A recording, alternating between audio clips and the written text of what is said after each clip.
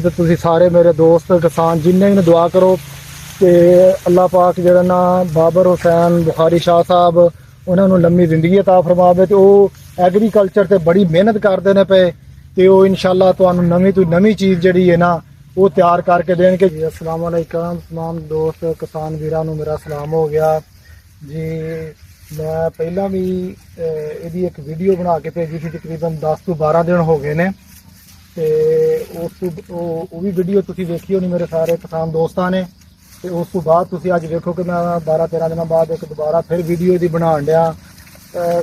ਦੇਖ ਲਓ ਕਿ ਕਮਾਦ ਦੀ ਗਰੋਥ ਚੈੱਕ ਕਰੋ।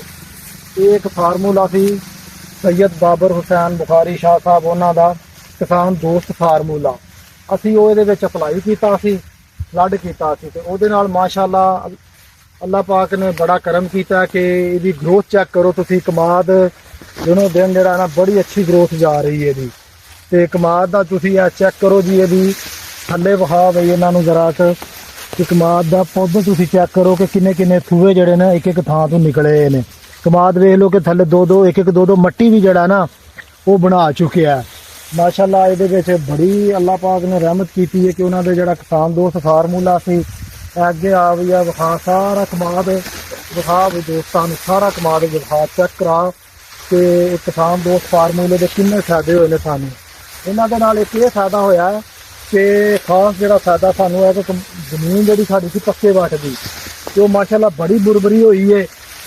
मैं तुहानू मिट्टी भी चेक कराना कि देखो बड़ी बुरबरी जी मिट्टी हो गई है तो उहदे नाल कि जमीन जिहड़ी है ना पानी ठहराउण लग पई है, जमीन सोका नहीं मनाती। हालांकि 15 दिन बाद सानू इत्थे पानी लभदा जे, 12 बंदी का पानी आउंदा सी, 15 दिन बाद कमाद नूं पानी लाने आ ते माशाअल्लाह कमाद जिहड़ा ना सोका नहीं महसूस करदा पिया बिल्कुल ही। ते इहदे उत्ते फिर उन्हां दा इक फार्मूला सी GPH, असी फिर वो अपलाई किया ਉਹਦੇ ਨਾਲ इंशाअल्लाह ਇਹਦੀ रंगत चेक करो तुसी कमाद की माशाअल्लाह काला शाह दिसदा पिया। कमाद विखा भी सारा कमाद विखा दोस्तों नूं कि इक्को जिहा कमाद माशाअल्लाह बहुत ही अच्छा जी है ना इसकी ग्रोथ है। यह वेख लो कि मेरे कद नाल भी इस टाइम जड़ा ना उत्ते हो गया अज। यह वेखो जी कित्थे तक जा रहा है कि मेरा कद कित्थे ते इहदा पौधे का वेख लो कि पत्ता कित्थे तक अपड़ गया। यह वेख लो बड़ा जबरदस्त कमाद होया जी इंशाअल्लाह। तो मैं ज़िला बहावलपुर तहसील यजमान मंडी जुल्फकार अली चीमा जी मेरा नाम है। चक नंबर 14 DNB तो असी गल कर रहे हैं। तो दुआ करो अल्लाह पाक ये बरकत पावे इंशाअल्लाह। अल्लाह पाक ये बरकत पाएगा तो अल्लाह पाक सब नूं तंदुरुस्ती देवे। अल्लाह हाफिज़।